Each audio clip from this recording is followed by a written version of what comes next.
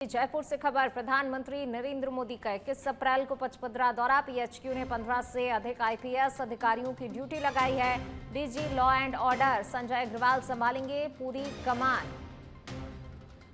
तो देखिए, प्रधानमंत्री नरेंद्र मोदी का महत्वपूर्ण दौरा, लेकिन इसके पहले तैयारियां जो हैं काफी पुख्ता की जा रही हैं। सुरक्षा व्यवस्था के काफी पुख्ता इंतजाम किए जा रहे हैं। तैयारियां जो हैं अंतिम चरण में हैं, क्योंकि 21 अप्रैल को पचपदरा दौरे पर प्रधानमंत्री नरेंद्र मोदी आने वाले हैं और पीएचक्यू ने 15 से अधिक आईपीएस अधिकारियों की ड्यूटी वहां पर लगाई हुई है। DG law and order Sanjay Agarwal पूरी कमान जो है संभालते हुए नजर आएंगे।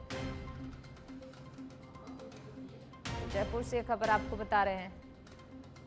प्रधानमंत्री नरेंद्र मोदी का दौरा, पचपदरा का दौरा, रिफाइनरी का लोकार्पण उद्घाटन प्रधानमंत्री नरेंद्र मोदी करेंगे। सौगात एक बार फिर प्रदेशवासियों को मिलने जा रही है और देखिए, कहीं ना कहीं जिस तरीके से इस रिफाइनरी का उद्घाटन होगा और इसके बाद युवाओं के लिए रोजगार के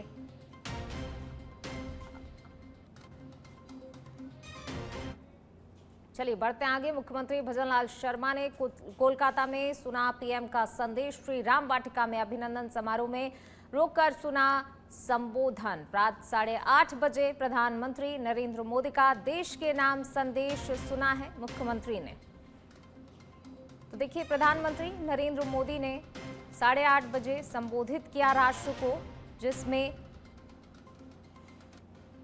नारी शक्ति वंदन अधिनियम जो कि पास नहीं हो सका, पारित नहीं हो सका, इसको लेकर जो है देश को, राष्ट्र को संबोधित किया। जयपुर से खबर। जिला कलेक्टर संदेश नायक ने जयपुरिया अस्पताल का निरीक्षण किया।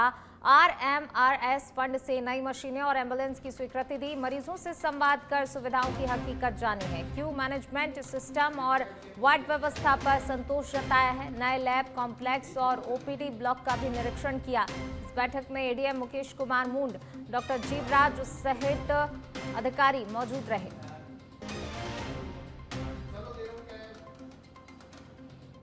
खबर जयपुर से। नगर निगम की सफाई स्वच्छता महाअभियान से चमका जयपुर। जी हां, अभियान के तहत 6000 टन कचरा उठाया गया है। 9000 से अधिक अधिकारी कर्मचारी मैदान में उतरे। करीब 1500 गाड़ियों से 7000 चिप्स में कचरे का निस्तारण किया गया। आयुक्त ने सुबह से 20 किलोमीटर पैदल चलकर सफाई व्यवस्था का जायजा लिया। शहर के 60 से अधिक प्रमुख स्थानों का निरीक्षण किया। सिरोही से खबर है। जिला पुलिस की एनडीपीएस एक्ट में बड़ी कार्रवाई देखने को मिली है। 6 मामलों में जब्त मादक पदार्थ को नष्ट किया गया है। 4 क्विंटल 46 किलो डोडापोस्त और गांजा जलाकर निस्तारण किया गया है। डीजीपी के निर्देश पर चलाया गया ये विशेष अभियान। एसपी के निर्देशन में हुई पूरी कार्रवाई। पिंडवाड़ा, रोहिड़ा, बरलूड और कैलाश नगर थानों के मामले शामिल है। इसमें धारा 52A एनडीपीएस एक्ट के तहत कार्रवाई की गई है। पुलिस अधिकारियों और मालखाना स्टाफ की मौजूदगी रही। मादक पदार्थों के खिलाफ सख्त संदेश दिया गया है। जालौर के भीनमाल से खबर है, जहां पर महावीर चौराहे पर 2 पक्षों के बीच हुई मारपीट का वीडियो सोशल मीडिया पर तेजी से वायरल हो रहा है। वीडियो में एक महिला समेत कई युवक आपस में भिड़ते नजर आ रहे हैं। ये तस्वीरें देखिए, जिससे मौके पर अफरा तफरी मच गई। इसी दौरान वहां से गुजर रहे सीओ शंकर लाल मंसूरिया ने तत्परता दिखाते हुए हेड कांस्टेबल के साथ मौके पर पहुंचकर बीच बचाव किया और स्थिति को नियंत्रित किया। फिलहाल पुलिस ने वायरल वीडियो के आधार पर आरोपियों की पहचान शुरू कर दी है और उनकी तलाश जारी है। घटना के पीछे के कारणों का भी पता लगाया जा रहा है। श्रीगंगानगर के घड़साना से खबर, जहां सीएमएचओ अजय सिंगला ने लेबोरेटरी के खिलाफ कार्रवाई करते हुए निरीक्षण किया। इस दौरान 2 लेबोरेटरीज को सीज किया गया, जबकि एक लैब का रिकॉर्ड जब्त किया गया। कार्रवाई के बाद लैब संचालकों में हड़कंप मच गया है। हालांकि इस जांच को लेकर स्थानीय लोगों ने सवाल भी उठाए हैं और इसे महज एक खानापूर्ति बताया है। सीएससी के बाहर लोगों ने सांकेतिक धरना दिया, जिसमें युवा कांग्रेस नेता और समाज सेवी शामिल हुए। आरोप है कि जो लैबों की शिकायत की गई थी उन पर कार्रवाई नहीं हुई। अब इस मामले को जिला कलेक्टर के समक्ष उठाने की तैयारी की जा रही है।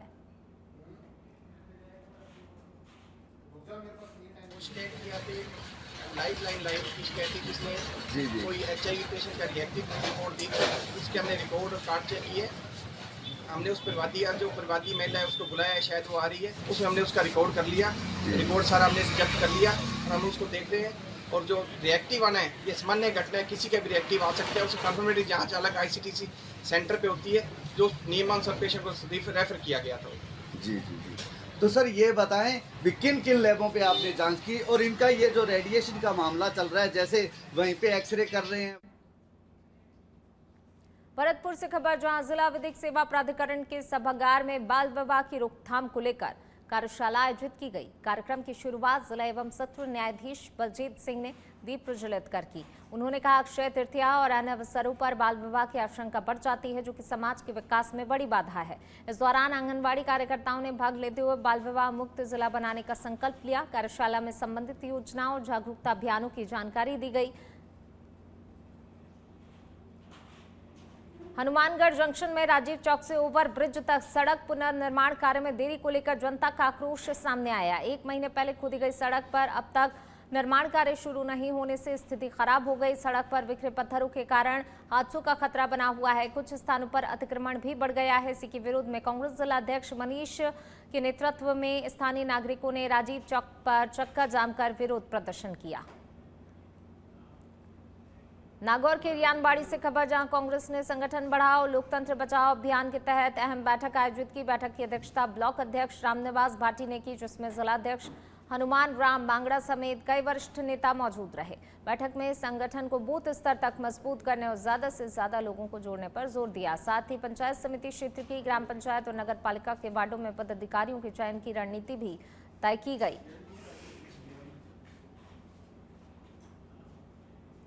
खबर अलवर से, जहां पर राजगढ़ बांदीकुई रोड पर अंडरपास के पास बोलेरो सवार बदमाशों ने 2 युवकों पर हमला कर दिया। बताया जा रहा है कि दोनों युवक शादी का कार्ड देने जा रहे थे, तभी रास्ते में बदमाशों ने उन पर हमला कर दिया। हमले में रैणी क्षेत्र निवासी रामोतार गंभीर रूप से घायल हो गया, जिसके पैर में फ्रैक्चर और सिर में चोट आई है। घायल को पहले ही राजगढ़ अस्पताल लाया गया, जहां पर प्राथमिक उपचार के बाद अलवर रेफर कर दिया गया। सूचना पर पुलिस मौके पर पहुंची, घटना की जांच शुरू कर दी।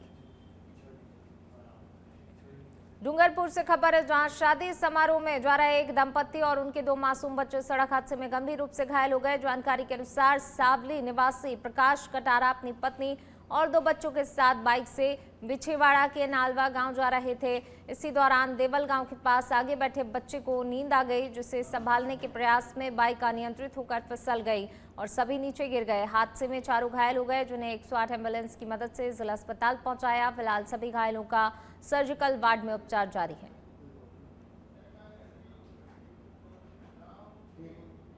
धौलपुर के सरमथुरा से खबर, जहां पुलिस ने साइबर ठगों के खिलाफ बड़ी कार्रवाई करते हुए 3 आरोपियों को गिरफ्तार किया, जिनमें एक नाबालिग भी शामिल है। थानाधिकारी हरेंद्र सिंह के नेतृत्व में पुलिस टीम ने मुखबिर की सूचना पर कार्रवाई करते हुए आरोपियों को धर दबोचा। उनके कब्जे से 4 महंगे आईफोन और कई सिम कार्ड बरामद किए गए। पूछताछ में सामने आया, आरोपी लग्जरी लाइफस्टाइल के लिए लोगों को झांसे में लेकर ऑनलाइन ठगी करते थे, जिसमें न्यूड वीडियो बनाकर ब्लैकमेलिंग और एस्कॉर्ट सर्विस के नाम पर ठगी शामिल है। फिलहाल पुलिस मामले की जांच कर गिरोह से जुड़े आरोपियों की तलाश में जुटी है। हमने 3 लड़कों को पकड़ा है, जिसमें एक अनिल है उमरे का और एक सतेंद्र है सुनके का, दोनों की उम्र 20 साल। एक लड़का है जो नाबालिग, उसको विरुद्ध किया है। ये बच्चे पढ़ाई संबंधी अपने कार्य से बाहर रहे हैं 2-4 साल पहले, तभी ये कि साइबर फ्रॉड जो करते हैं उनके संपर्क में आए। जैसलमेर के होनहार वीरेंद्र चरण ने राजस्थान प्रशासनिक सेवा परीक्षा में शानदार प्रदर्शन करते हुए प्रदेश में दूसरी रैंक हासिल कर जिले का नाम रोशन किया। शनिवार को घोषित परिणामों के साथ ही परिवार और क्षेत्र में खुशी की लहर दौड़ गई। वीरेंद्र के पिता जेठूदान, जो राजस्थान पुलिस में हेड कांस्टेबल हैं, को लगातार बधाइयां मिल रही हैं और घर पर मिठाइयां बांटी जा रही हैं। पिता ने बताया, वीरेंद्र बचपन से ही मेधावी और विनम्र स्वभाव का रहा है और हमेशा माता पिता की सेवा में तत्पर रहा। उन्होंने गर्व जताते हुए कहा, एक बेटा शिक्षक के रूप में और दूसरा प्रशासनिक अधिकारी बनकर समाज की सेवा कर रहा है। वहीं बड़े भाई भूपेंद्र दान ने बताया, वीरेंद्र ने पहले प्रयास में 109वीं रैंक हासिल कर तहसीलदार पद पाया था, लेकिन इस बार कड़ी मेहनत से दूसरा स्थान प्राप्त कर परिवार को गौरवान्वित किया। सुजानगढ़ से खबर, जहां राघव जसन सरिया ने राजस्थान प्रशासनिक सेवा परीक्षा 2024 में 215वीं रैंक हासिल कर अपने परिवार और क्षेत्र का नाम रोशन किया। खास बात यह, राघव ने यह सफलता दूसरे प्रयास में हासिल की। इससे पहले प्रयास में उनकी 975वीं रैंक आई थी। घर पर रहकर सेल्फ स्टडी करते हुए उन्होंने ये मुकाम पाया और अपनी मेहनत से सफलता की नई मिसाल पेश की।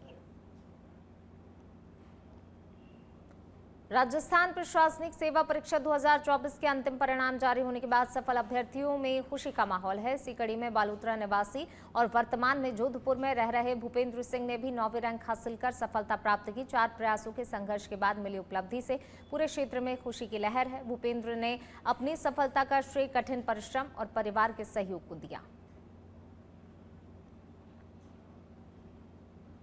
आरएएस 2026 के परिणाम ने क्षेत्र में खुशी की लहर दौड़ा दी है, जहां 2 युवाओं ने सफलता हासिल कर इलाके का नाम रोशन किया।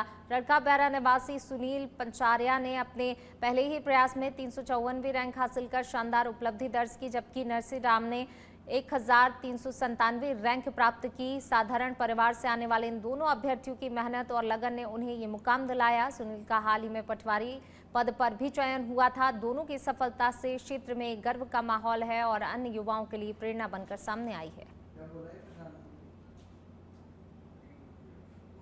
झुंझुनू से खबर, जहां आंचल रुंगटा ने राजस्थान प्रशासनिक सेवा परीक्षा 2024 में 90वीं रैंक हासिल कर जिले का नाम रोशन किया। 6 साल की लगातार मेहनत का नतीजा आखिरकार सफलता के रूप में सामने आया। इस उपलब्धि के बाद परिवार में खुशी का माहौल है।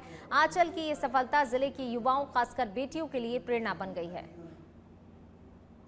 कॉलेज इन्होंने किया रामजस डीयू से, और इस डीयू के बाद में इन्होंने आईएएस के लिए परफॉर्मेंस किया था, परंतु 1-2 नंबर से उसमें रह गए थे। फिर इन्होंने आरएएस का एग्जाम के लिए इन्होंने एंट्रेंस का तो दूसरा प्रयास है, मेंस और इंटरव्यू का पहले प्रयास में इन्होंने अपनी सफलता। जयपुर ग्रामीण से खबर, जहां पुलिस अधीक्षक हनुमान प्रसाद यादव ने शनिवार को सांभर, फुलेरा और नरैना थानों का निरीक्षण कर व्यवस्थाओं का जायजा लिया। इस दौरान उन्होंने थाना परिसर, अभिलेख संधारण और मालखाने की व्यवस्था की विस्तार से समीक्षा की और संतोष व्यक्त किया। निरीक्षण के दौरान अतिरिक्त पुलिस अधीक्षक शिवलाल बैरवा और उप पुलिस अधीक्षक अनुपम मिश्रा सहित संबंधित थाना अधिकारी और स्टाफ मौजूद रहे। इससे पहले पुलिस जवानों ने एसपी को गार्ड ऑफ ऑनर दिया। एसपी ने अधिकारियों को क्षेत्र में नियमित गश्त बढ़ाने, अपराधियों पर सख्त नजर रखने और आमजन की शिकायतों का निस्तारण सुनिश्चित करने के निर्देश दिए। देखिए, मेरे पदभार ग्रहण करने के पश्चात ये मेरा पहला विजिट है थाने का। आज हमने हमारे जवानों से उनकी जो भी समस्या है उनको जाना है, उनसे बातचीत की है, थाने का सारा परिसर का भ्रमण किया है, अपराध के बारे में यहाँ पे जानकारी ली है, पेंडिंग मुकदमे के बारे में चर्चा हमने की है, और जो भी आईओ है उनसे जो भी पेंडिंग हमारी परिवाद है या मुकदमे है उनका निस्तारण करने के हेतु हिदायत दी है। इसके अलावा सबसे महत्वपूर्ण ये है कि जो भी फरियादी थाने पर आता है उसकी फरियाद को तसल्ली से सुने और जो भी उसका समाधान हो उस पर तत्काल निराकरण हो, ताकि उसको राहत मिल सके। अभी हमारे एसएसओ साहब ने यहाँ एक घटना हुई थी लूट की, राहगीर को जाते हुए उसको लिफ्ट देकर उससे पैसे और कुछ उसकी अंगूठी वगैरह छीन के वो भग गए थे। इसमें हमारे सीओ साहब ने और एसएचओ साहब ने टीम बनाकर टीम भावना से काम करते हुए उन अपराधियों को दबोचा है। उनमें जो मालूमात चला है कि एक हिस्ट्री सीटर है यहाँ का, हार्डकोर क्रिमिनल भी उसमें शामिल था, और ऐसे अपराधी तत्वों के खिलाफ हमारी निरंतर कार्रवाई जारी रहेगी। और हम यही कहना चाहेंगे कि आम जन से भी अगर इस तरह के टोंक से खबर, जहां पर महिला आरक्षण बिल पारित नहीं होने को लेकर भाजपा महिला मोर्चा ने जिला मुख्यालय के घंटाघर चौराहे पर विरोध प्रदर्शन किया। इस दौरान कार्यकर्ताओं ने विपक्ष का पुतला फूंककर नाराजगी जताई। महिला मोर्चा की पदाधिकारियों ने आरोप लगाया, विपक्ष के कारण ये महत्वपूर्ण बिल पारित नहीं हो सका, जिससे देश भर की महिलाओं में आक्रोश है। प्रदर्शन के दौरान महिलाओं ने कहा, नारी जब आगे बढ़ती है तो देश की दिशा और दशा बदलती है और वे इस बिल को हर हाल में पारित कराने के लिए संघर्ष जारी रखेंगी। इसमें जो एक दुर्भाग्यशाली एक जो घटना हुई है उसके विरोध में विपक्ष ने जो हम महिलाओं के अधिकारों पर और हमारे हितों पर जो कुठाराघात किया है उसका विरोध प्रदर्शन किया। हमने विपक्ष के नेता का पुतला जलाया, उनके जूते मारे हैं, वो इसी के लायक हैं। जिनको ये समझ नहीं है कि ये बिल अगर भाजपा की सरकार में पास हो रहा है लेकिन ये महिलाओं के लिए हो रहा है, उनके स्वयं के घर में भी बहन बेटियां हैं, हर प्रत्येक नारी का सम्मान इस विधेयक से हो रहा था। और इसका खबर अलवर से, जहां वैशाली नगर थाना क्षेत्र के 200 फीट रोड स्थित नमन होटल के पास एक दर्दनाक हादसे में बुजुर्ग मजदूर की मौत हो गई। जानकारी के अनुसार बालकृष्ण नाम का बुजुर्ग मजदूरी के बाद थककर सड़क किनारे पेड़ की छांव में आराम कर रहा था और इसी दौरान उसे नींद आ गई। तभी एक ट्रक चालक वाहन को बैक कर रहा था और उसने सड़क किनारे सो रहे बुजुर्ग को कुचल दिया, जिससे उसकी मौके पर ही मौत हो गई। हादसे के बाद ट्रक चालक फरार हो गया।